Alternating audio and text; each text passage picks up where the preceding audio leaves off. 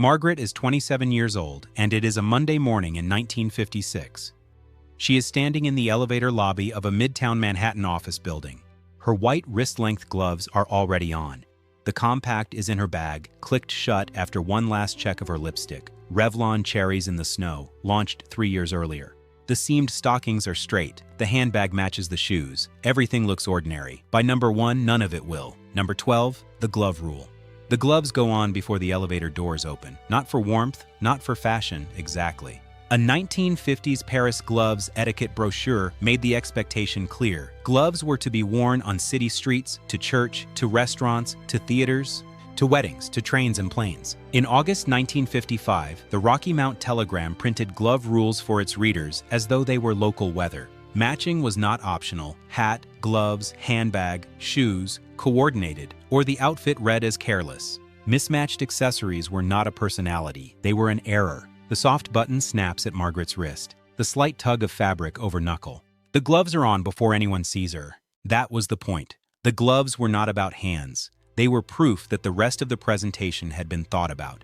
But gloves at least came off when the day started. The next rule was with her all day. Number 11. The stocking seam. She checked the seams in the apartment mirror before leaving. She checked them again in the elevator. She will check them once more in the office restroom before sitting at her desk. Stockings with seams were standard through the 1950s, and the seam had to run straight up the back of the leg, not roughly straight, straight. A crooked seam was visible to anyone walking behind you, and in some offices and public-facing roles, supervisors or coworkers noticed and said so. Being described as tired-looking or not pulled together was not a minor social critique. Appearance evaluations shaped the impressions that shaped a woman's standing. The rustle of nylon against wool, the slight tightness behind the knee, 8 hours ahead. A crooked seam was not a wardrobe problem. It was a signal that the maintenance had slipped. That was the seam's actual job to prove the maintenance had not. The seam was visible. The next rule was not. Number 10. The shape underneath. Margaret's sheath dress hangs smoothly. That smoothness was constructed. Fashion historians have described the 1950s as glorifying the foundation garment like no other decade. Christian Dior's new look, from 1947 onward, demanded a nipped waist and full hip, a silhouette that required structural support for most bodies. Playtex and Warner's advertised girdles in every major magazine. At some airlines, stewardesses were subject to girdle checks as part of formal grooming inspections before flights. The girdle was a required undergarment for virtually all dress and skirt shapes of the decade. Not a choice, a requirement. A sheath dress without it revealed, as period sources bluntly put it, lumps and bumps. And that read as not taking the job seriously enough to maintain the image it required. The zip of the girdle closure in the morning. The slight constriction at the waist through an 8-hour day. The hourglass figure was not a body type. It was built, every morning, under everything else. No one wrote it into the dress code, but everyone could tell if it wasn't there. Number 9. The lipstick check. The compact clicks shut. Cherries in the Snow, 1953, Revlon. She reapplied it after lunch. She will reapply before the afternoon meeting. Amy Vanderbilt's Complete Book of Etiquette, published by Doubleday in 1952, included language noting that it was only human. For a man to want his secretary to be neat and attractive, he had to look at her all day. The proximity of that expectation to job performance was not subtle. In many offices and public-facing roles, lipstick was treated as a component of professional readiness, the same category as a pressed blouse or tidy hair. Not personal choice. Maintenance. Faded or absent lipstick was read as tired-looking, not pulled together, insufficiently invested. That judgment had consequences in evaluations, in tips, in the impressions that shaped what a woman was offered next. The soft click of the compact. The slight drag of color across her lips in the small mirror. The lipstick was not decoration. It was part of the uniform. The compact was hers. The next label was not. Number 8. The name on the nameplate. Margaret's desk nameplate reads, Miss Preston. The one across the aisle reads, Mr. Holloway. In the 1950s, every woman in clerical work arrived each morning wearing her marital status as a public label. Miss meant unmarried. Mrs. meant married. The title appeared on the nameplate, in the office directory, on every envelope she received, in every telephone greeting she gave. The man at the next desk was simply Mr. Holloway. His title disclosed nothing about his private life.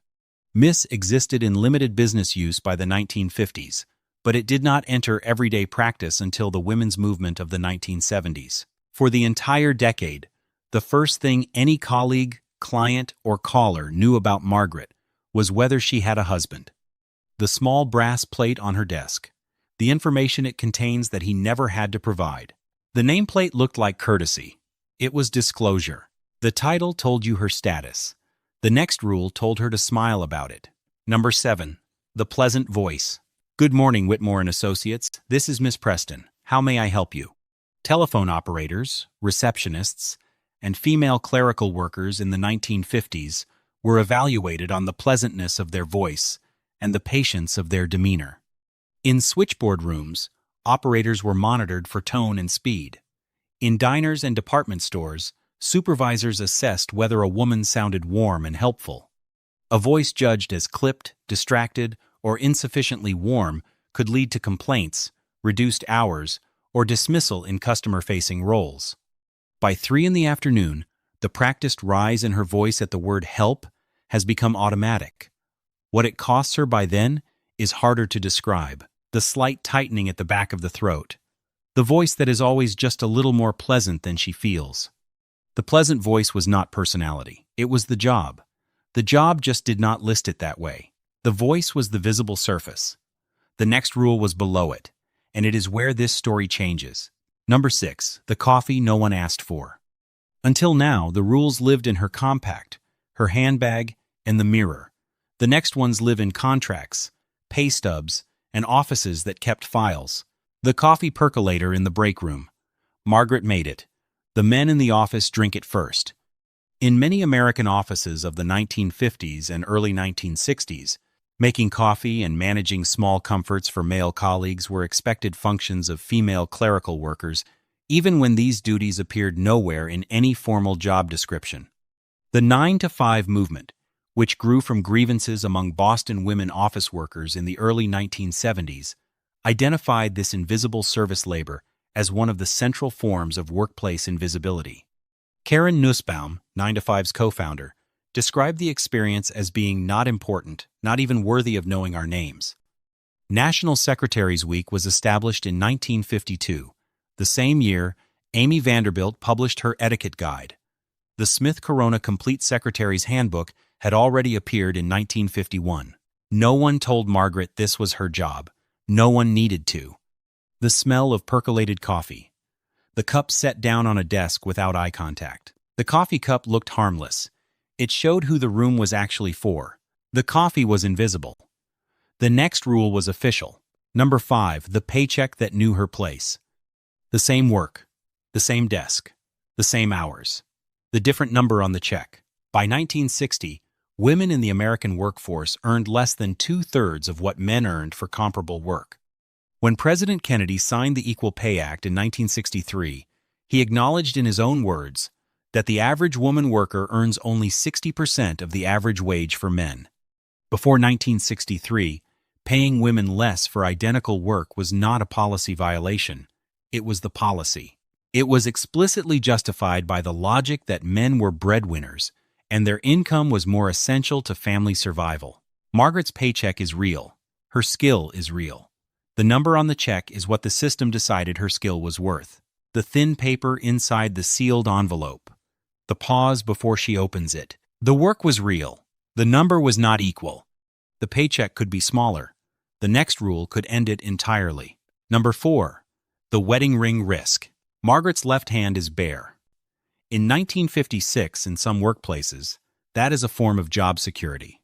Marriage bars formal written policies requiring women to resign upon marriage or refusing to hire married women at all had at their height affected more than 75% of all local school boards and more than half of all American office workers. According to research published through the National Bureau of Economic Research by economist Claudia Golden, airlines held some of the most explicit versions. United Airlines' formal written qualifications, documented as late as 1968, required stewardesses to remain unmarried. Marriage meant immediate termination. Braniff Airlines fired a stewardess named Betty Green Bateman for marrying in secret. She took the case to court. In some school districts, a woman teacher who married mid-year was expected to resign immediately. The bare left hand. The weight of what isn't there. The ring was small. The consequence was not. Marriage could end the job. The next rule could end the job on a different kind of scale. Number 3. The scale before the flight. A fluorescent light, humming above a scale, in an employee changing room. A supervisor, with a clipboard. The stillness before the number is read aloud. United Airlines' formal 1968 written qualifications required weight proportionate to height, with a maximum of 135 pounds. Pre-flight weigh-ins were conducted at multiple carriers. The mandatory retirement age at many airlines was 32. Pregnancy was grounds for immediate termination. Girdle checks before flights were documented at some carriers. Nell McShane Wolfhart researched these practices extensively in The Great Stewardess Rebellion, published by Doubleday. Even after the Civil Rights Act of 1964, as Eleanor Clift wrote in the Washington Post, the airline's model resisted meaningful change until stewardesses began organizing and filing formal complaints. The scale did not ask how well she managed a cabin. It did not ask how calm she stayed during turbulence. It asked only about the number. The scale did not care how well she did the job. The scale measured weight. The next rule measured independence. Number 2. The form that needed a man's name, a bank counter, a credit application, a pen, a line that asks for a co-signer. Before the Equal Credit Opportunity Act, signed by President Gerald Ford on the 28th of October, 1974, married women could not obtain a credit card in their own name. The card was issued as Mrs., followed by a husband's name, and the credit history built by paying its bills accrued to him, not her. Single women needed a father, brother, or another male relative to co-sign a loan application even if the woman's income exceeded the co-signers. Banks routinely asked female applicants whether they were married or planned to have children.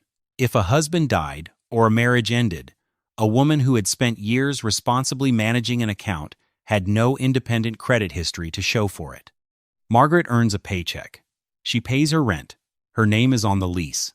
At the bank counter, none of that is sufficient. The fluorescent light above the counter. The dry hush before the clerk says the word co-signer. The form looked administrative. It was a gate. The form needed a man's name. Number 1 explains why every rule on this list needed the same thing. Number 1. The condition. The elevator doors open. Margaret steps in. The compact is in the bag. The gloves are back on. The lipstick has been refreshed. Everything looks exactly as it did this morning. But here is what the whole list has been moving toward. Every rule on this countdown, the gloves, the seam, the girdle, the lipstick, the nameplate, the voice, the coffee, the paycheck, the ring, the scale. The bank form was a checkpoint. Not cruelty. Checkpoints. The system did not need to be hostile to be controlling. It needed only to be consistent, and it was. A woman in 1956 could be competent, organized, skilled, professional, and careful. She could do the work, earn the money, maintain the appearance, follow every visible rule. And the system still treated her future as provisional. Her job could end at marriage. Her retirement could be scheduled at 32. Her credit could require another person's signature.